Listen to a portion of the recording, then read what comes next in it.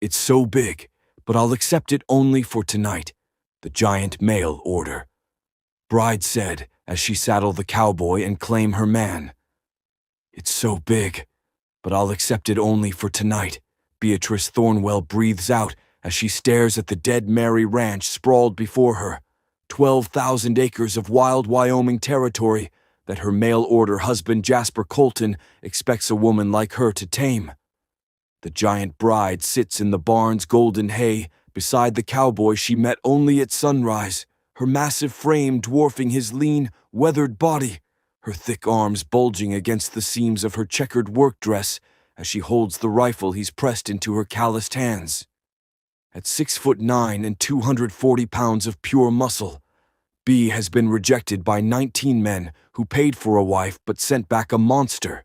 Their word, not hers. But Jasper Colton's desperate advertisement promised something different. Need a strong woman who ain't afraid of hard living, hard work, and a hard truth. I'm broke, I'm broken, and I got 30 days before the bank takes everything. Now sitting so close in this barn that she can feel the heat radiating from his smaller body, B sees something in Jasper's storm-blue eyes that makes her heart slam against her ribs. Not pity, not fear, but hunger. The kind of hunger that comes from 3 years of sleeping alone in a bed that still smells like death and shattered dreams. One night, she whispers, her voice trembling despite her towering presence. Give me one night to prove I ain't the freak they say I am. Come morning, if you can't bear the sight of me, I'll disappear before the town wakes. But even as the words leave her lips, Violet May Hutchins, the delicate, doll-faced banker's daughter who's been circling Jasper like a vulture circling carrion, steps into the barn doorway with a smile sharp as broken glass. Violet May's pink dress looks like it cost more than most families make in a year, all ruffles and ribbons that make her look like a porcelain doll someone forgot to put back in its box. Behind her stands her father, Silas Drummond, the banker who holds Jasper's foreclosure notice in his leather portfolio like a knife pressed against a throat. Well, well, Violet May says, her voice sweet as poisoned honey. Jasper Colton, sitting in the hay with his purchase. How romantic. She fans herself with her gloved hand, eyes traveling up and down B's massive frame like she's inspecting livestock at auction. Though I must say, darling, when you wrote for a mail-order bride, I didn't realize you meant you'd ordered her by the pound. The laughter cuts through the barn like glass breaking. B's jaw tightens, her fingers gripping the Winchester so hard Jasper hears the wood creak. He's seen this before, seen her trying to fold herself inward, shoulders curving, head bowing, trying to disappear into her own shadow. It's the same thing he's been doing for 3 years, ever since Mary bled out on their bedroom floor, her last words begging him not to let the ranch die with her. Violet May, Jasper says quietly, standing up and placing himself between B and the banker's daughter. This is my wife. You'll show her respect, or you'll leave my property. Violet May's smile doesn't falter, but something cold flashes in her green eyes. Your property, she laughs, the sound bright and cruel. Daddy, did you hear that? He still thinks this is his property. Silas Drummond steps forward, his silver pocket watch chain glinting in the afternoon light filtering through the barn slats. He's a tall man, well-fed, with the kind of confidence that comes from owning most of a town's debts. Now, Jasper, let's not be dramatic. You've got 28 days left on your loan. 28 days to come up with $3,000 you don't have, unless, of course, you'd like to discuss my offer again. Jasper's hands curl into fists at his sides. The offer. Sell the ranch to Drummond for a fraction of its worth. Walk away with enough to start over somewhere else, somewhere he doesn't see Mary's ghost in every corner. I ain't selling, Jasper says, his voice hard as iron. I'll have your money. With what? Drummond gestures around the barn, at the peeling paint and sagging beams, at the emptiness where horses and cattle should be. You've got no stock, no hands, no harvest coming. You've got dust and memories, boy. That's all. His eyes slide to Bee, still sitting in the hay with that rifle across her massive thighs. And now you've got, well, that. Bee stands up. The movement is slow, deliberate, like a mountain deciding to shift its weight. When she reaches her full height, the barn seems smaller, the ceiling closer. Violet May actually takes a step back, her pink skirts rustling. "Mr. Drummond," Bee says, her voice soft, but carrying the weight of something ancient and unmovable. "You say he's got dust and memories, but he's also got me now, and I ain't dust, I ain't a memory. I'm real flesh and real blood and real strong." She pauses, letting her massive frame cast its shadow across the banker and his daughter. "So maybe you should reconsider what Jasper Colton's got." The silence that follows feels like the moment before thunder. Violet May's face flushes red, her delicate features twisting with something ugly. "You think anyone in Salvation Creek will accept you?" she hisses. "You think anyone will trade with him, work with him, help him, once they know he's married to a freak? You're not an asset, darling. You're a curse, and by morning, when he's seen what you really are in the daylight, he'll be begging Daddy to take this ranch just to be rid of you." Bee's face doesn't change, but Jasper sees her hand tremble, sees the way her breath catches. He knows that look. It's the same look Mary had right before she stopped fighting, right before she let go. "Get out," Jasper says, his voice low and dangerous. "Both of you, get off my land." Drummond tips his hat, a mocking gesture. 28 days, Colton, then it's my land." He turns to leave, Violet May trailing behind him, but the banker's daughter pauses at the barn door, looking back at Bee with something almost like pity. "One night," she says softly. "That's all you asked for, isn't it? One night to prove you're worth keeping. Well, sweetheart, I hope you make it count. Because come morning, when reality sets in, when he sees what the whole town sees, a giant, freakish woman who'll bring him nothing but mockery and shame, you'll be on the next stage out, and I'll be here to comfort him when you're gone." The barn door slams shut. Dust motes dance in the afternoon light. Bee stands frozen, her massive body rigid, her face a mask of control that Jasper recognizes because he's worn it himself for 3 years, the face of someone who's learned that showing pain only makes it hurt worse. "She's right," Bee finally says, her voice barely above a whisper. "About all of it. I shouldn't have come. I shouldn't have—" Her voice cracks, and she turns away, her huge shoulders shaking with the effort of holding something back. Jasper steps closer. He can smell her now, soap and sweat and the dusty scent of long travel. She smells real, solid, nothing like the perfumed ghosts that haunt his house. "Bee," he says quietly. "Look at me." She doesn't turn around. Her hands are clenched at her sides, knuckles white despite the dark bronze of her skin. "Mr. Colton, you don't have to be kind. I've had kind before. Kind is what men do right before they send you back. Kind is worse than honest cruelty because it makes you hope, and hope—" Her voice breaks completely. "Hope is the most dangerous thing a woman like me can carry." Jasper moves around her until he's standing in front of her, and even though she's nearly a foot taller, even though her frame could probably snap him like kindling, there's something in her face that makes his chest ache, a raw, bleeding vulnerability that has nothing to do with size or strength. "You're wrong," he says simply. "About hope, about yourself, about tonight." He reaches up, has to reach up, which feels strange and somehow right, and touches her chin, tilting her face down so she has to meet his eyes. "I didn't write that advertisement looking for someone small or delicate or easy. I wrote it because I needed someone real, someone strong enough to survive what's coming. And Bee—" His thumb brushes her jawline, feels the tremor running through her massive frame. You're the first real thing that's walked into my life in 3 years. A tear escapes down her cheek, cutting a clean line through the trail dust on her face.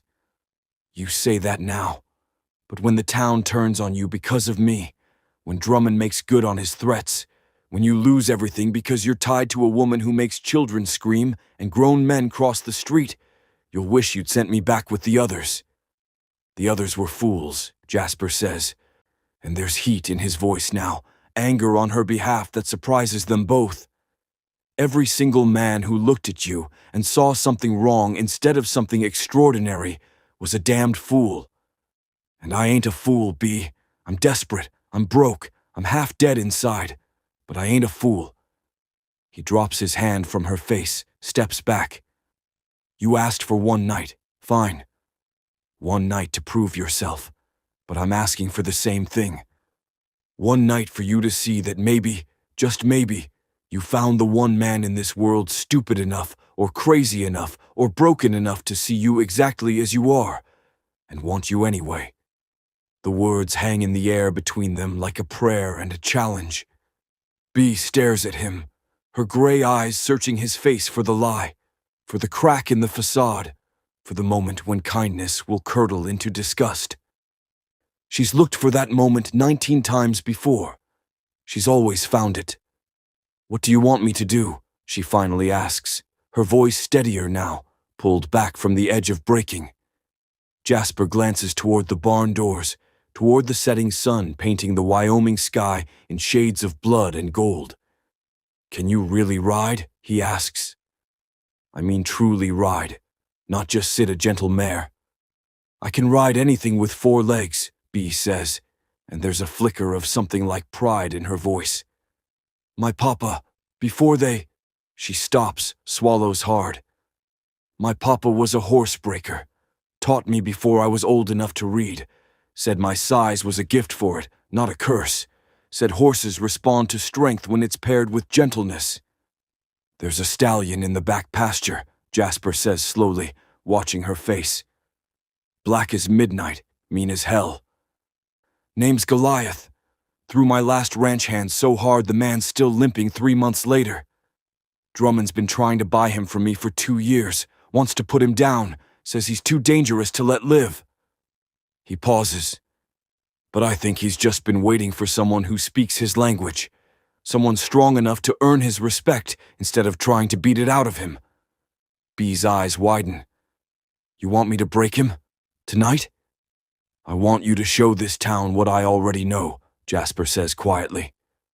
That strength like yours isn't something to fear. It's something to thank God for. He picks up the Winchester, checks the chamber, hands it back to her. But first, we eat. I've got venison stew on the stove and Mary's biscuits. He stops, the name catching in his throat like broken glass. My late wife's recipe. You'll need your strength if you're going to saddle Goliath and claim this cowboy like you promised. The way he says it, claim this cowboy, sends heat rushing through B's chest. She's never claimed anything in her life. She's only ever been rejected, returned, reduced to something less than human. Mr. Colton, Jasper, he corrects. If you're going to be my wife, even for just one night, you call me Jasper. Jasper, she repeats, and the name feels strange on her tongue, intimate in a way that makes her want to run. Why are you doing this? Why are you being so... She struggles for the word. So certain about me when you don't even know me. He's quiet for a long moment, his blue eyes distant, seeing something she can't. 3 years ago, my Mary was in labor for 2 days. 2 days of screaming and bleeding and breaking apart. The doctor, the one we could afford, he looked at me on the second night and said I had to choose. Save Mary or save the baby. Couldn't save both.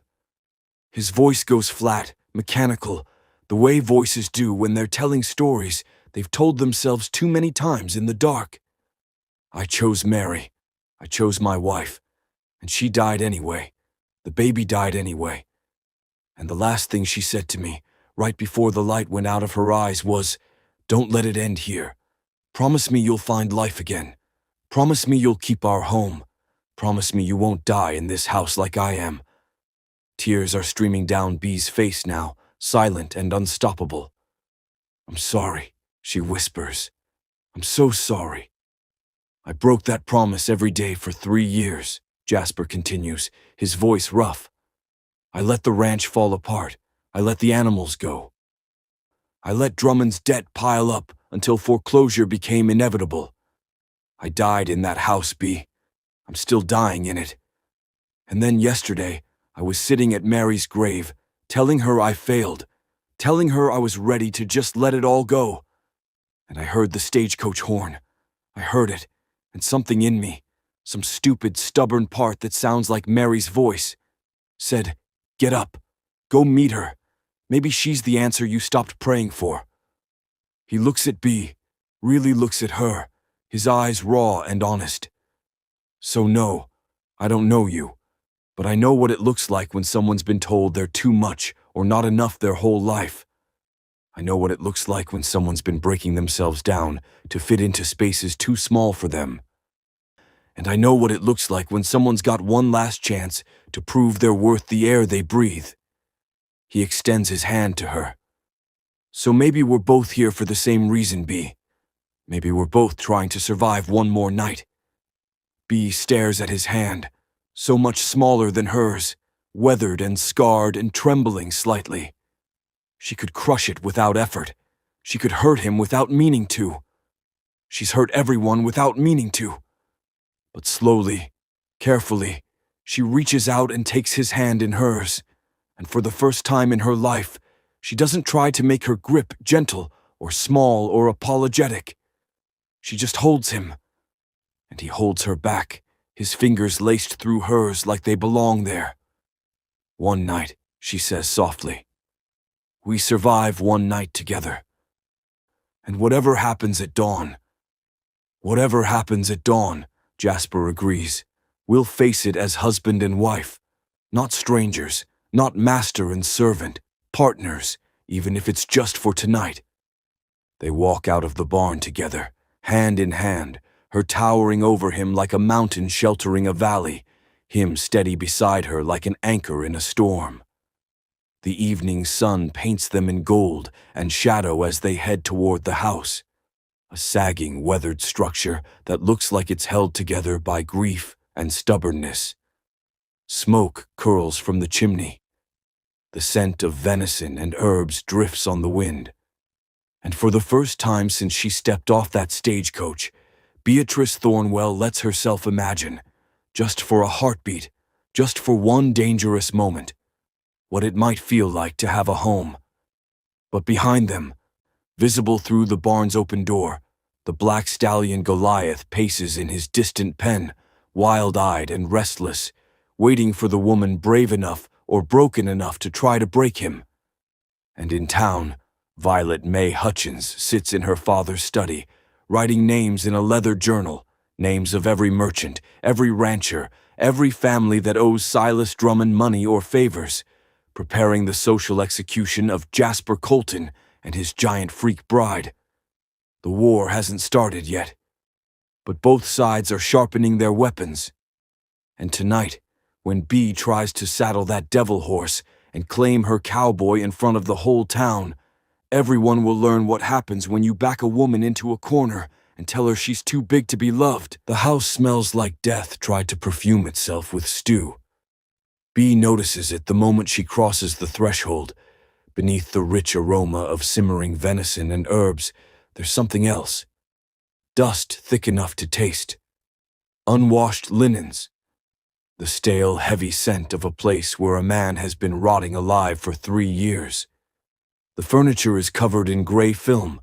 Dishes are piled in the basin. And on the mantel above the fireplace, there's a wedding photograph in a tarnished silver frame. A younger Jasper with his arm around a small, pretty woman with dark hair and laughing eyes. Mary, the ghost who still owns this house. Jasper sees Bee staring at the photograph, and something in his face closes off, a door slamming shut. I'll get the stew, he says quickly, disappearing into the kitchen before she can respond. Bee stands alone in the parlor, feeling like an intruder in a shrine. Her massive frame seems to take up all the air in the room. She's afraid to sit on the furniture, afraid she'll break it, afraid her weight will leave permanent marks in cushions that still hold the impression of smaller, more acceptable bodies. So she just stands there, hands clasped in front of her like a child waiting to be punished, until Jasper returns with 2 bowls and a plate of biscuits that look like they were made by someone who knew what love tasted like. Sit, Jasper says, nodding toward the table. Please. Bee lowers herself carefully into a chair that creaks under her weight. The sound makes her flinch. Jasper pretends not to notice, setting a bowl in front of her that's filled to the brim with thick, steaming stew. Eat, he says gently. You've been traveling for days. You need strength for what comes next. The stew is good, better than good.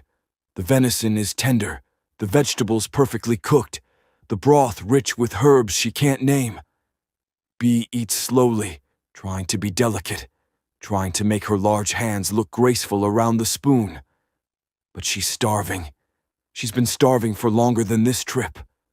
She's been starving her whole life for something that isn't just food, for acceptance, for safety, for one person to look at her without flinching.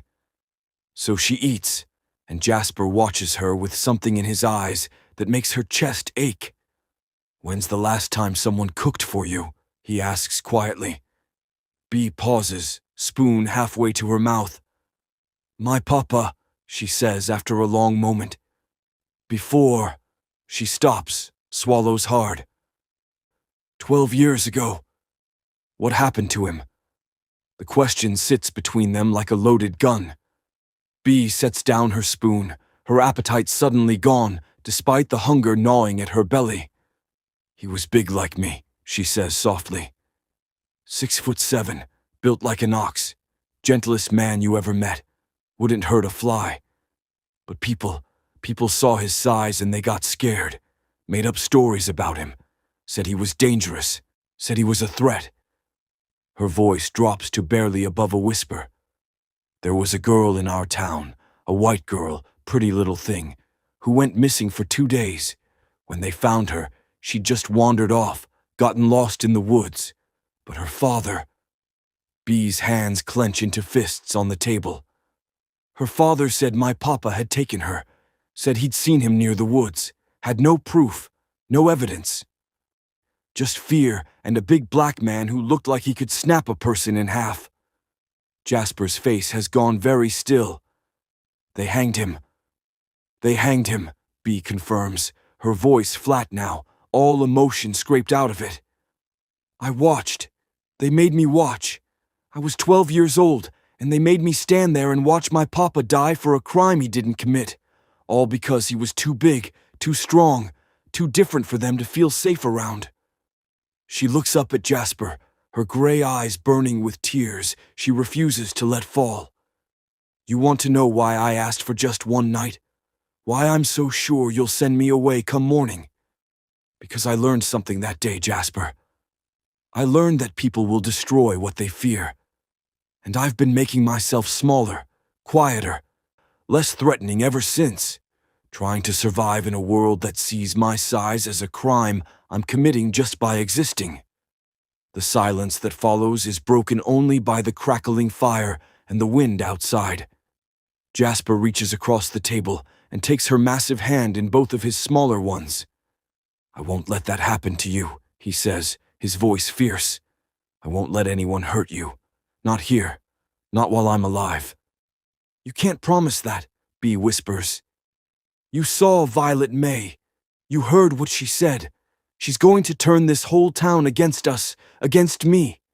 And you're going to lose everything because you were kind to a woman everyone else had the good sense to reject.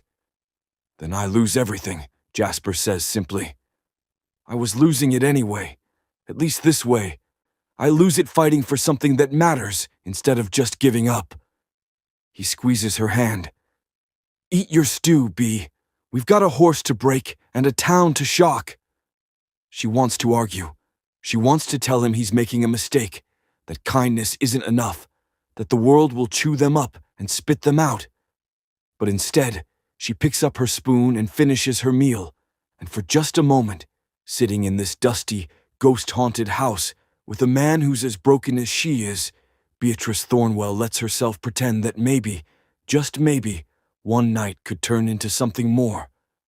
When the bowls are empty, Jasper stands and offers her his hand. "Come on," he says. "Let's go meet Goliath." They walk through the dying light toward the back pasture, and Bee can see him from 100 yards away, a black stallion with a coat like polished obsidian, standing 16 hands high with muscles rippling beneath his skin like coiled steel.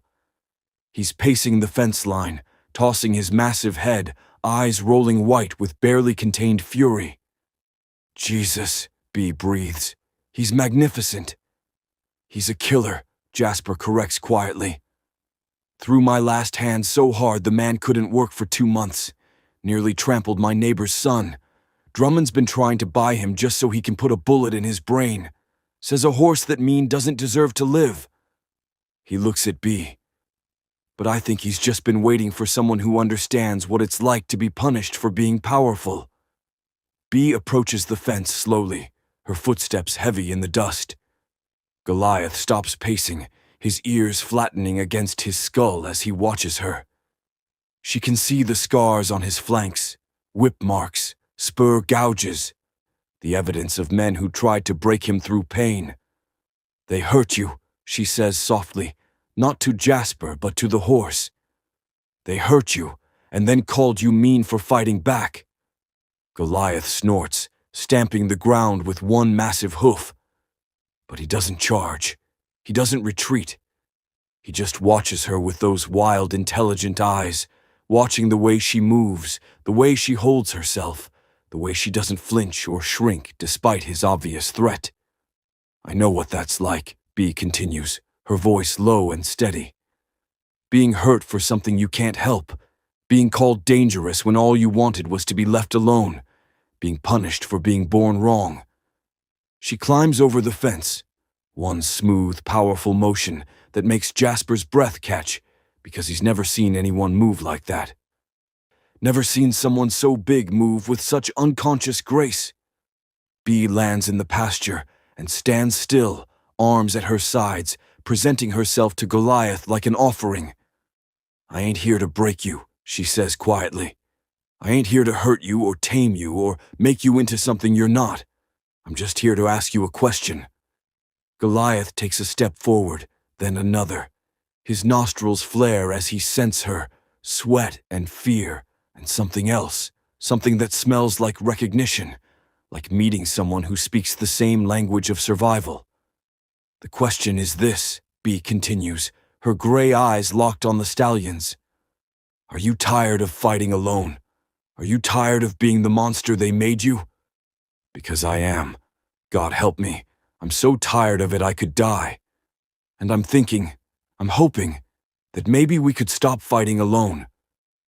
Maybe we could fight together instead." The stallion is close enough now that she could touch him, close enough that one bite, one kick, could end her life in a heartbeat. Behind the fence, Jasper's hand hovers near the rifle he brought, ready to shoot if the horse attacks. But Bee doesn't move. She just stands there, this giant woman in her simple plaid dress, offering herself to a creature as hurt and dangerous as she is. "I'm going to touch you now," she whispers. "And if you want to hurt me for it, that's your right. Lord knows enough people have earned that right. But if you let me touch you, if you let me prove that strength doesn't always have to mean pain, then maybe we both get to be something other than monsters tonight." She reaches out slowly, telegraphing every movement, giving Goliath every chance to bolt or strike. Her massive hand hovers inches from his muzzle. The stallion's ears swivel forward, back, forward again. His breath comes in hot gusts against her palm, and then, so carefully it's almost tender, Goliath lowers his head and presses his soft nose into Bee's hand. The breath Jasper didn't know he was holding explodes out of him. Bee's eyes fill with tears as she strokes the stallion's face, her touch gentle despite the strength in her hands. "That's it," she murmurs. "That's my brave boy, my beautiful, brave boy." Goliath leans into her touch, a low rumble vibrating through his massive chest. Not a threat, but something almost like a purr. "They called you mean," Bee says, her voice breaking. "They called you dangerous and wrong and broken. But you're not broken, are you? You're just tired of being hurt." She rests her forehead against Goliath's, and Jasper watches as this enormous woman and this deadly horse stand together in the fading light. Two creatures who've been told their whole lives that they're too much, too dangerous, too wrong to deserve gentleness, proving everyone wrong just by choosing not to destroy each other. "I need you to trust me," Bee whispers to the stallion. "I need you to let me ride you, not because I want to prove I'm stronger than you, but because I need to prove to all those people who hurt us that we're not the monsters they see. Can you do that? Can you trust me just for tonight?"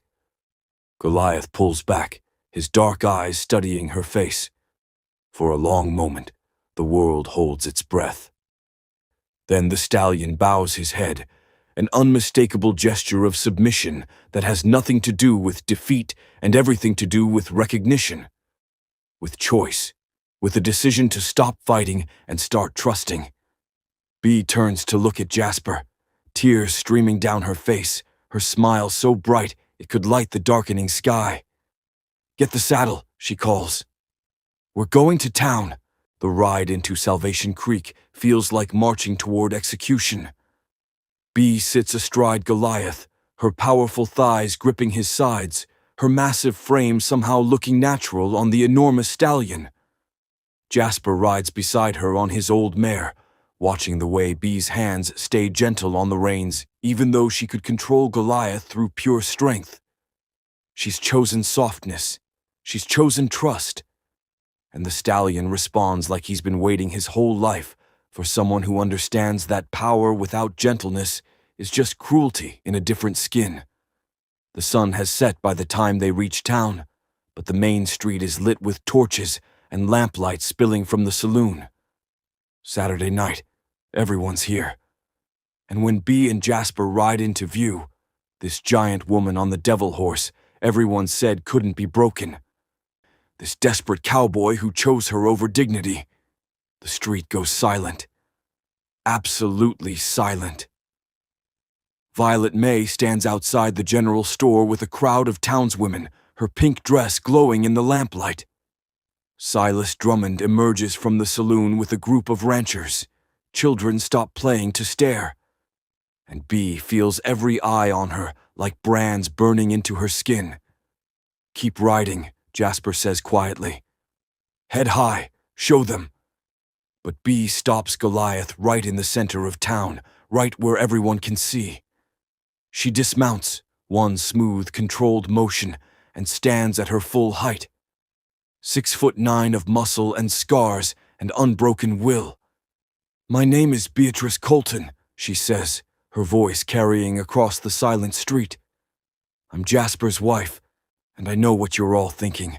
I know what you see when you look at me." She pauses, her gray eyes sweeping across the crowd. "You see a freak, a monster, something wrong and unnatural that shouldn't exist. I've heard it all before, been told it by 19 men who sent me back like broken merchandise." Violet May's smile is vicious. "Then you know what's coming, don't you, Mrs. Colton? You know that by morning, when your husband comes to his senses." "I ain't coming to my senses," Jasper interrupts, dismounting and moving to stand beside Bee. His hand finds hers, small fingers lacing through her larger ones. "I already came to them.